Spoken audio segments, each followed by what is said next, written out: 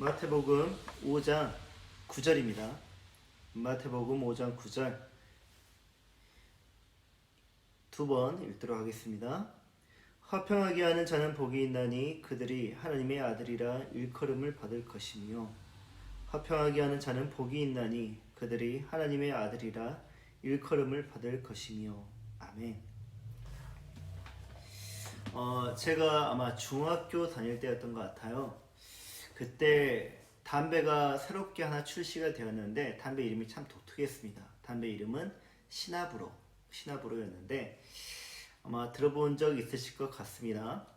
지금도 판매되고 있는지는 잘 모르겠지만 학생들 사이에서 그 이름이 되게 많이 거론되었던 것 같아요. 너무 독특하잖아요, 이름이. 근데 여러분 혹시 시나브로 이 단어의 뜻을 아십니까? 시나브로는요, 순수한 우리말인데 자신도 모르는 사이에 점점 또는 자신도 모르는 사이에 조금씩이라는 뜻입니다. 개발자가 이 담배를 장명할 때 어떤 의도로 담배에다 시나브로라는 이름을 붙였는지는 추측을 할 수밖에 없는 거죠. 제일 먼저 추측되는 것은 당신은 시나브로 이 담배를 좋아하게 될 것이다 라는 추측이 있겠고, 또 다른 하나의 추측은 시나브로 당신은 이 담배 때문에 죽어가게 될 것이다. 뭐 두 개 다 맞을 수 있는 그런 추측일 수도 있겠죠. 갑자기 왜 제가 시나브로 이 단어를 제가 꺼내 들었던 것일까요? 제가 이 단어를 꺼내든 까닭은 시나브로라는 이 단어가 그리스도인이라면 누구나 할 것 없이 적용되어야 할 부사라는 품사이기 때문입니다.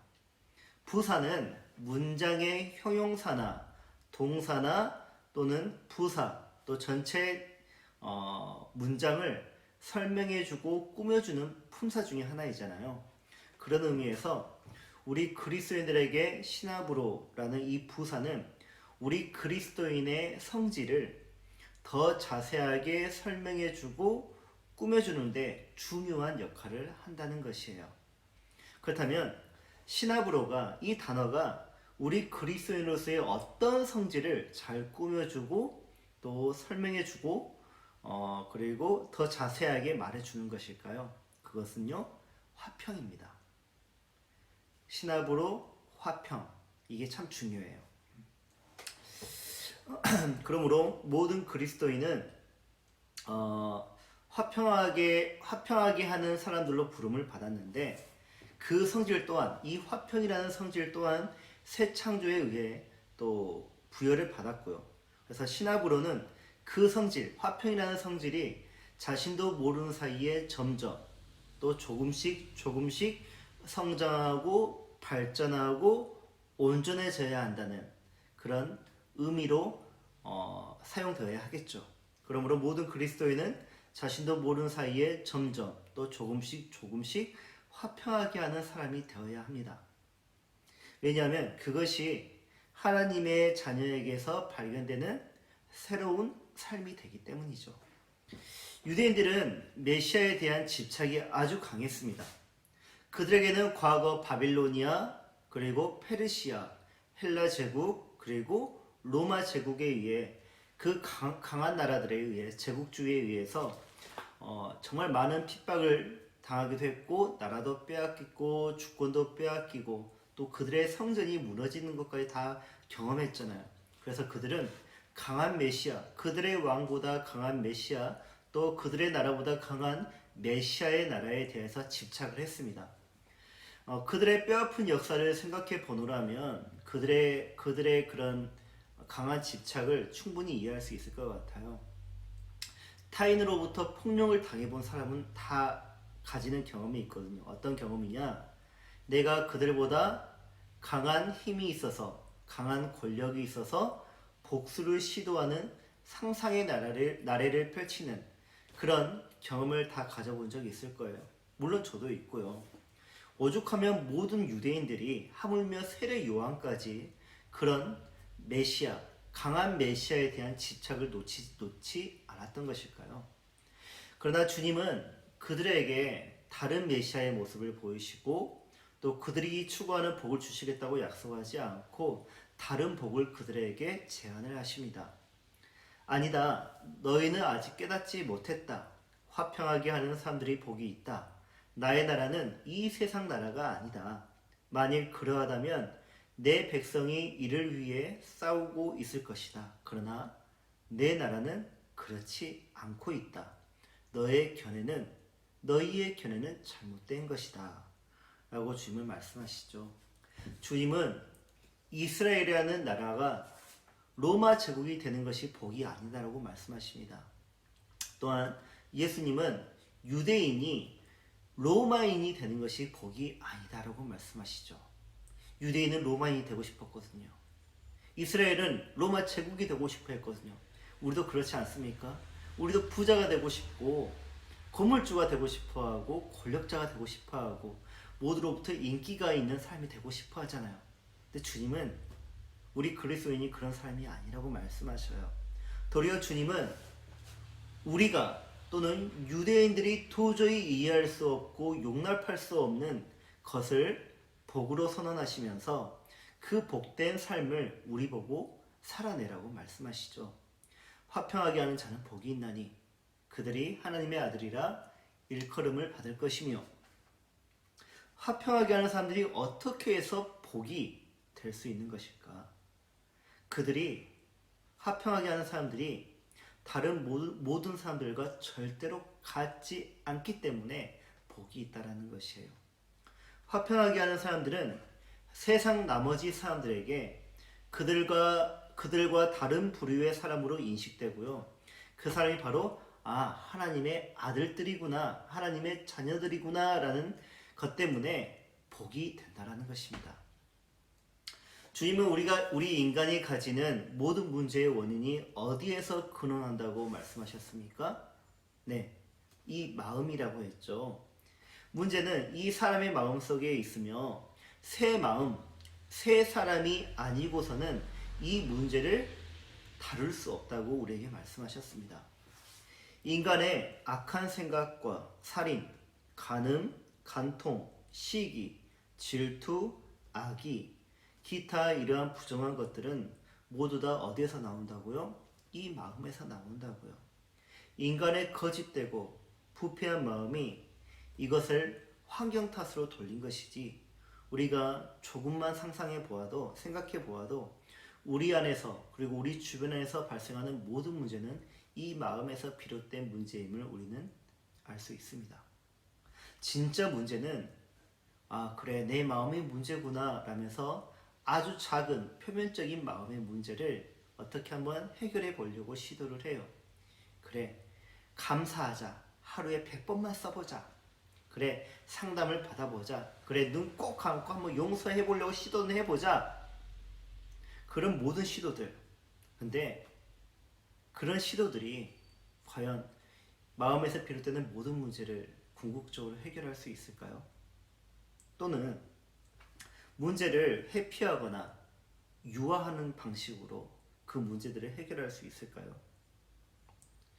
표면적인 문제는 아주 순간적으로 또는 잠시나마 그 문제를 해결할 수는 있을 것입니다. 하지만 그것은 궁극적인 해결책은 아닌 것이죠. 문제를 덮는 것은 해결이 아닙니다. 문제를 덮는 것은 해결이 아니라 압축시키는 것이에요. 문제를 더 압축시키는 것이에요. 언젠가 시간이 지나면 그것이 폭발한다는 거죠. 그러므로 문제를 덮는 것은 시간의 문제이지 해결책이 아니라는 것입니다.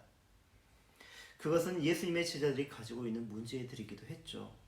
그래서 예수님은 이 문제를 어떻게 접근하셨고 어떻게 해결하셨을까요? 먼저 이론을 설명하신 다음 본인이 몸소 행해서 보이시고, 그리고 그 결과를 제자들에게 판단하도록 했습니다. 그렇다면 예수님의 가르침은 무엇이었을까? 제자들에게 이런 이론을 가르쳐 주셨습니다. 너희는 화평하게 하는 사람들이 되라. 이때 화평하게 하는 사람은 수동적으로 그가 평화로운 사람이라 할 수 있고요. 능동적인 의미에서는 그는 평화를 사랑하는 사람, 평화를 적극적으로 만드는 사람이라 할 수 있습니다. 그렇다면 그는 왜 화평을 추구하고 주위 사람들과 화평하게 하려는 것일까요? 그것은요, 사람들에게 하나님의 영광을 보이게 하기 위해서 화평하게 하는 것이고요. 또 그 영광을 위해서 자기 삶이 사용되는 것이 너무 기쁘기 때문에 기꺼이 화평하게 하는 삶을 사는 것이죠. 그래서 화평하게 하는 사람은 다른 사람들이 자신에 대하여서 공격할 때, 공격적인 자세를 취할 때, 또는 갈등을 유발시키려고 할 때 그들에 대하여 어떤 말을 하지 않으려고 합니다. 왜 그럴까요? 화평하게 하는 사람은 혀는 곧 불이요, 불의의 세계이며 지체 중에서 온 몸을 더럽히고 삶의 수레바퀴를 불사르는 지옥불과 같은 것임을 알고 있기 때문이에요. 많은 문제가 이 혀로 인하여서 불이 질러지더라. 화평하게 하는 사람은 그걸 너무나 잘 알기 때문에 누가 갈등을 유발시키려고 접근을 해도, 공격적으로 다가와도 말을 하지 않는다는 것이에요. 교회 안에서 일어나는 분란을 보십시오. 가정 내에서 일어나는 분란을 보십시오. 대부분 무엇 때문에 생긴 겁니까? 물론 모든 문제는 마음에서 발생하지만 불을 지르는 것은 여기 이 혀에서 나오는 것, 이 입술에서 나오는 것, 곧 말로 우리가 상처를 주고 상처를 받지 않습니까?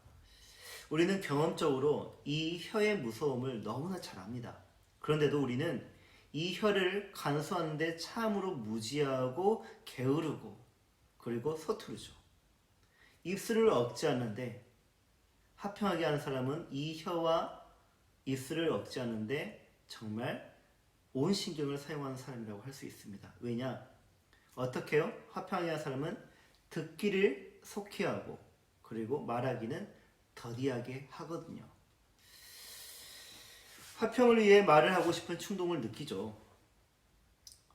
내가 이 분쟁을 끝내야겠다.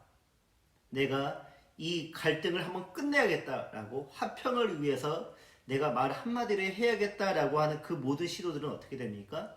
더 큰 분란을 일으키는 것을 볼 수가 있습니다. 그래서 화평하게 하는 사람은 그것이 곧 화평을 더욱 깨는 것임을 알기 때문에 화평을 위해서 더더욱 말을 아낍니다. 그래서 우리는 분쟁 가능성이 있는 상황을 직면할 때 말하지 말아야 할 뿐만 아니라 생각을 해야 하겠죠. 나아가 더 적극적인 자세로 화평을 이루기 위해 수단과 방법을 강구해야겠습니다. 어떻게요? 사도 바울이 이렇게 말했거든요. 내 원수가 줄이거든 먹이라. 이 말씀에, 이 힘찬 하나님의 말씀에 우리가 순종하는 것이죠. 주님은 이것을 제자들에게 가르치셨습니다. 그리고 그것을 몸소 행하셨고 보이셨죠. 어디에서요? 십자가에서. 주님은 우리와 하나님과의 화평을 위해서, 그리고 우리가 서로 간에 가져야 할 그 화평을 위해서, 관계의 화평을 위해서 어떻게 하셨다고요? 자기 몸을 희생시키셨다고요. 화목제물로서. 화목제는 무엇입니까? 화목하기 위해서 하나님께 드리는 제사 아닙니까? 그래서 예수님은 하나님과의 우리와의 화목을 위해서, 또 인간과 인간의 화목을 위해서 자신을 화목제물로 드리셨죠. 그런데 주님은 그 십자가 고통 중에도 자기 권리를 주장하지 않으셔요. 사람들이 조롱하고 사람들이 그를 괴롭게 하고 비난하고 책망하고 한번 내려와 봐라, 내려오면 우리가 믿어줄게 라는 조롱을 함에도 불구하고 주님은 자기 권리나 또 자기의 신성이나 자기의 영혼성을, 그 특권을 거기에서 꺼내지 않습니다. 그는 그 위에서 오히려 자기 자신을 낮추시고 침묵으로 일관하셨죠. 그분은 조금도 자기를 위해 생각하지 않고 하나님 아버지의 영광을 생각했고, 하나님과 우리 사이의 화평을 생각했고, 우리 각자 우리가 서로로 가지는 그런 화평을 생각하셨습니다. 그 모습은 과연 하나님의 아들의 모습이었죠. 제자들은 그 주님을 따라 어떻게 되었습니까? 화평하게 하는 자들이 되었고, 그 화평하게 하는 자들의 모임을 사람들은 무엇이라고 불렀습니까? 교회라고 불렀습니다. 주님은 화평하게 하는 자는 하나님의 자녀라 일컬음을 받을 것이라고 말씀하셨죠. 이게 과연 무슨 뜻일까요? 하나님의 소유가 된다는 말이에요. 하나님의 아들이라 일컬음을 받을 것이미요 라는 말은 하나님의 자녀가 된다라는 말입니다. 이 말씀은 화평하게 하는 자는 하나님의 자녀이며 하나님 아버지를 닮는 자다라는 말입니다. 왜 화평하게 하는 자를 보고 하나님 아버지를 닮았다고 말하는 것일까요? 왜냐하면 하나님은 평화의 왕이시니까요. 부전자전인 거예요. 그러므로 우리도 하나님 아버지를 따라 화평하게 하는 자가 되어야 하겠죠. 어떻게요? 아버지의 영광과 또 우리와의 화평을 위해 자기를 내어주신 예수님처럼 우리 자신을 희생시키면 되는 것입니다. 그런데 이게 이론인데 이론은 실제와 상당한 괴리감이 있죠. 우리는 막상 삶의 제자리로 돌아가면 화평과 먼 사람이 돼버리고 맙니다. 말씀을 들을 때는 그래, 내가 이렇게 해야겠다. 그래, 난 누군가에게 화평을 제안하는 사람이 돼야겠다라고 다짐하고 또 다짐하지만 집에 가면 자녀들에게 소리 지르고 부부간에 갈등이 생기고 친구들 간에 갈등이 생기고 직장 내에는 나의 비난을 받아야 할 사람이 너무나 많고 그런 거 아닙니까? 화평하게 하는 사람은 적극성을 가지고 있대요. 화평하지 않고서야 도저히 견딜 수 없기 때문이에요. 다시 말해 우리 그리스도인은 화평하지 못한 것, 그러니까 그 관계가 깨진 것을 견디지 못하는 사람이에요. 왜냐? 하나님이 우리 안에 화평이라는 성질을 넣어주셨거든요. 하나님의 영광을 드러내는 방법이 바로 거기에 있고 그로 하여금 화평을 누릴 수 있는 기회가 바로 여기 앞에 있는데 어떻게 그리스도인이 그걸 참을 수 있겠습니까? 하지만 우리의 덜 성화된 우리의 마음, 덜 거룩해진 우리의 마음은 언제나 부정한 육신과 씨름을 하고 있기 때문에 우리는 때로는 체면 때문에 또는 이기고 싶어하는 상대를 굴복시키고자 하는 그 마음에 또는 도저히 있을 수 없는 일이라며 미래를 먼저 생각하는 그 생각에 또 상대를 너무 미워하는 마음에 또 그것 없이도 난 그 사람 없이도 충분히 살 수 있다라는 그 생각 때문에 우리는 화평을 제의하지 못하는 것이에요. 만약 정말 그 판단이 옳다면 주님은 우리를 위해서 십자가에 자신을 내어주지 않았을 것인데 주님은 하셨잖아요. 그러면 우리도 해야죠. 그래서 우리는 이렇게 해야 합니다. 당장 주님처럼 완벽하게 할 수는 없지만 신압으로 우리는 화평하게 하는 사람이 되어야 합니다. 어제보다 더 화평을 제의하고 오늘보다 내일은 더 큰 화평을 제의하는, 그래서 내 주변이 샬롬의 장소가 되고 화평의 그런 광장이 되는 그런 우리가 되어야 합니다. 그래서 우리는 어떻게 해야 되느냐? 하나님의 말씀을 이 마음에 꼭 새겨야 합니다. 그래서 우리는 늘 예배 안에 있어야 하고 기도를 해야 하고 하나님의 말씀을 듣고 읽어야 합니다. 왜냐? 하나님의 말씀이 새겨진 이 마음에서 진정한 화평이 나오기 때문이죠. 그럴 때 우리는 신압으로 화평하게 하는 사람이 되어가고 있을 것이고 예수님을 참 많이도 닮았다라는 그런 칭찬을 듣게 될 것입니다. 하나님은 이 복되고 영광스러운 진리를 볼 수 있는 은혜를 오늘 우리에게 주셨습니다. 그러므로 주님의 이 가르침에 순종하시고 또 순종하는 자는 반드시 하나님의 자녀라 일컬음을 하나님의 소유가 되는 하나님을 닮았다는 그런 칭찬을 받게 될 것입니다. 기도합시다. 평화의 하나님 아버지, 우리에게 이 귀한 진리를 가르쳐 주시고 듣게 해주셔서 참으로 감사합니다. 우리는 하나님의 자녀라 하지만 우리 주변을 화평하게 하지 못하였고 또 우리의 가정을 하나님 화평하게 하지 못하는 그런 부끄러움을 가지고 있었습니다. 그런 우리에게 아버지의 말씀을 깨닫게 해주시고 이 말씀을 우리에게 명령하여 주시니 우리가 이 명령을 받들어 아버지의 영광을 위해 그리고 우리에게 주신 새 삶을 가지고 우리가 화평하게 하는 그런 사람이 되도록 최선을 다하겠습니다. 예수님처럼 예수님의 그 십자가를 따라 자기 십자가를 지고 우리도 원수에게 화평을 제의할 줄 아는 그런 주님의 제자가 되겠습니다. 하오니 우리에게 주신 이 믿음이 잘 드러날 수 있도록 성령 하나님 도와주시고 우리의 마음에 늘 하나님의 말씀이 새겨질 수 있도록 우리 예배 안에 당신의 충만함이 있게 하여 주시옵고 듣고 있는 모든 말씀이 생각나게 하여 주시고 이해되게 해주시고 모든 상황에 적용되게 하셔서 우리가 어디에서든지 어떤 상황에서든지 화평하게 하는 사람이 되게 하여 주시옵소서. 우리 구주 예수님의 이름으로 기도드립니다. 아멘.